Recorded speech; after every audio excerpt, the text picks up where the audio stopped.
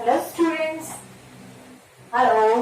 आज हम विभव मापी के बारे में सीखेंगे। मीन्स विभव मापी की संरचना देखेंगे, विभव मापी का नामांकित चित्र कह दीजिए वो देखेंगे कि इंस्ट्रूमेंट कैसा होता है। ओके, सबसे पहले हम देखते हैं विभव मापी क्या होता है। विभव मापी वह यंत्र है जिसकी सहायता से किसी विद्युत परिपथ के दो बिंदुओं के बीच विभवांतर को एक्यूरेट यानी कि यथार्थता पूर्वक मापा जाता है।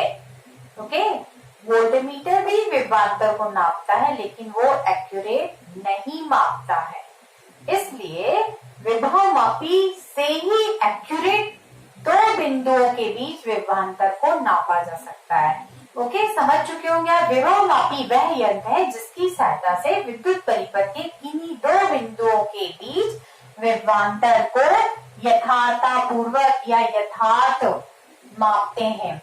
अब आते हैं इसका यूज क्या है, इसका उपयोग क्या है।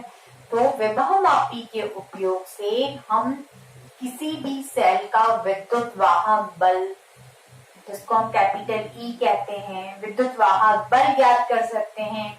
दो सेलों के विद्युत वाहक बलों की तुलना कर सकते हैं और दिए गए किसी सेल का आंतरिक प्रतिरोध ज्ञात कर सकते हैं। अमीटर वोल्टमीटर का अंशांकन भी कर सकते हैं। ओके, तो ये हो गए इसके उपयोग हो गए।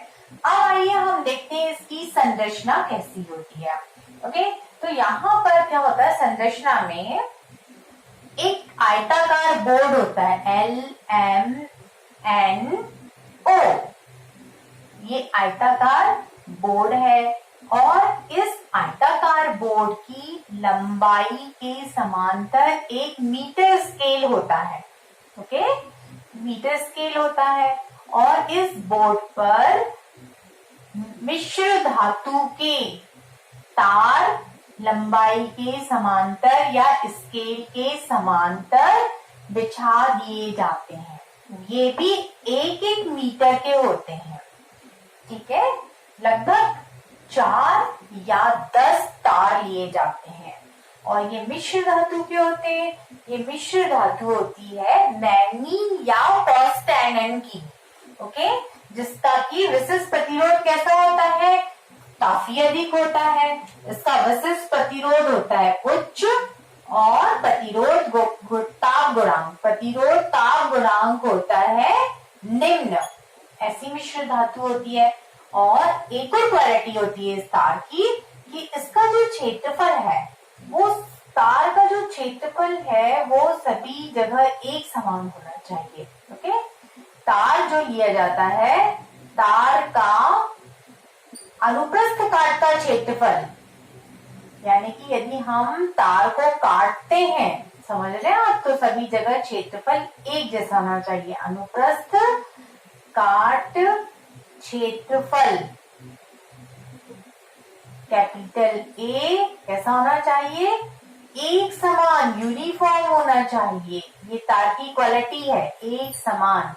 ओके, यहाँ पर अनुप्रस्थ काट से मतलब आप समझ चुके होंगे। अनुप्रस्थ काट का मतलब ये है कि जैसे सपोज ये तार है और इसको यदि काटा जाए तो इसके जो काट निकलते हैं, इसके क्षेत्रफल सभी जगह कैसे होने चाहिए, एक समान होना चाहिए।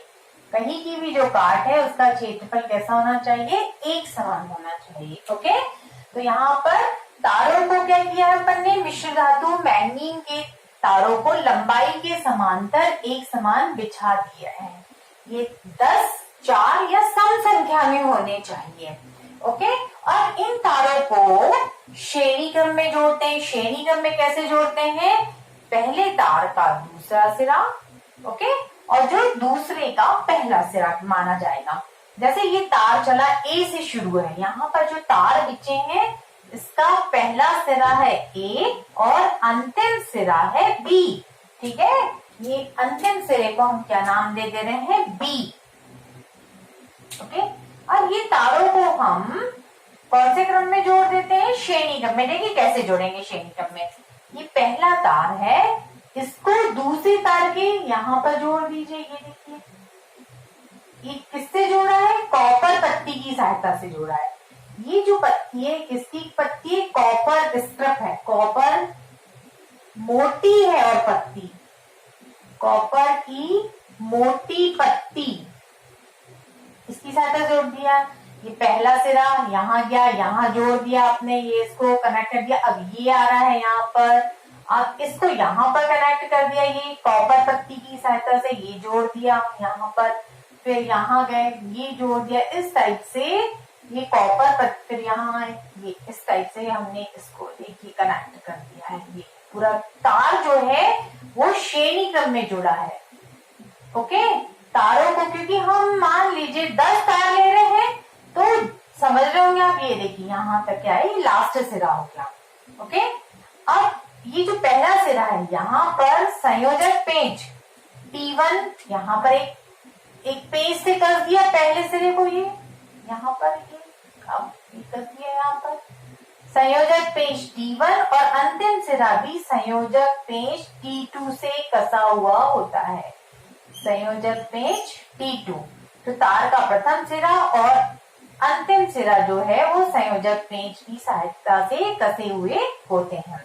ओके, अब जितनी ज्यादा तारों की संख्या होगी वह विभव मापी उतना अच्छा होगा, उतना सुग्राही होगा। कहने का मतलब तारों की संख्या और विभव मापी की सुग्राहिता समानुपाती होती है। जब हम अभी पढ़ेंगे आगे मैथमेटिकल, अगले पार्ट में जब पढ़ेंगे तो मैथमेटिकल भी प्रूव हो जाएगा कि विभव मापी की सुग्राहिता के लिए तारों की संख्या अधिक लेनी चाहिए। ओके, तो अब हम 10 मीटर यानी कितना लंबा हो जाएगा 10 मीटर। ओके, समझ रहे हैं? 10 मीटर इतना बड़ा उपकरण हम लैब में नहीं रख सकते, यूज नहीं कर सकते, असावधानी होगी। तो इसलिए क्या किया जाता है, 1-1 मीटर के तार लेकर इनको इस टाइप से फैला देते हैं और श्रेणी क्रम में जोड़कर तार की लंबाई को बढ़ा लेते हैं। ओके, अब आते हैं हम यहाँ पर, एक यहाँ पर होती है PQ, एक रॉड होती है यानी कि छड़ होती है, धातु की एक छड़ होती है और इस पर एक खिसकने वाली कुंजी होती है जिसको हम जॉकी या विसर्पी कुंजी कहते हैं। इसको अपने नाम दे दिया कैपिटल K। ठीक है, ये होगी खिसकने वाली कुंजी, विसर्पी कुंजी। अब ये जो कुंजी होती है इसमें बहुत सारी दाब कुंजियां लगी होती हैं। जैसे इस तार के, ये पहला तार है, ये कुंजी, ये आपकी कुंजी हो गई, ये होगी आपकी पूरी कंप्लीट दाब कुंजी हो गई।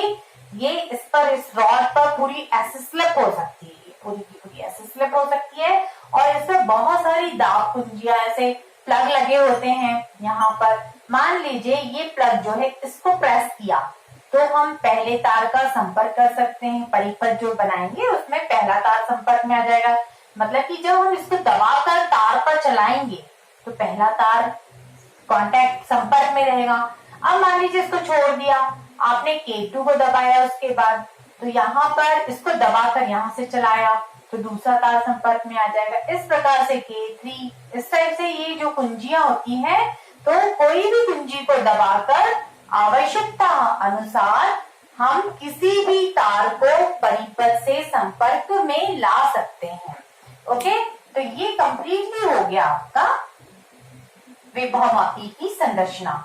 ठीक है ना, ये क्या है, आपका लकड़ी का आयताकार बोर्ड है और इस पर ये मीटर स्केल है, मीटर स्केल लंबाई के समांतर है और ये तार बिछे हुए हैं मिश्र धातु मैग्नीन के।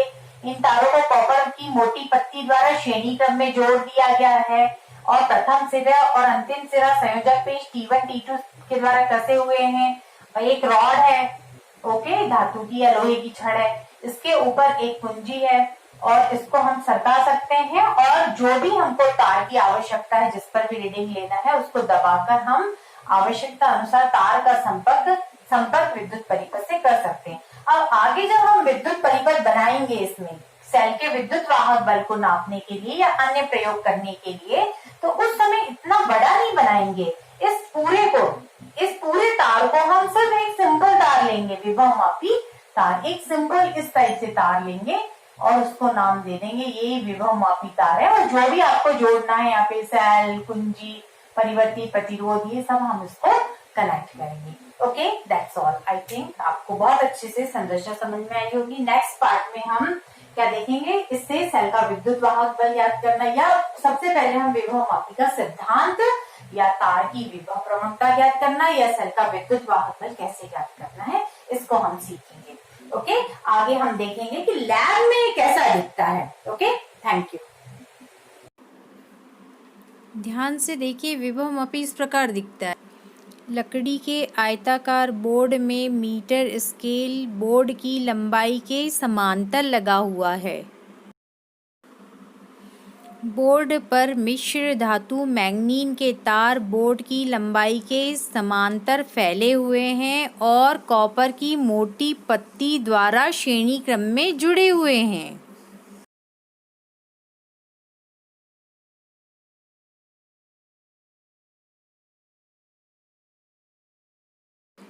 फाइनली विभवमापी इस प्रकार दिखता है। Okay, that's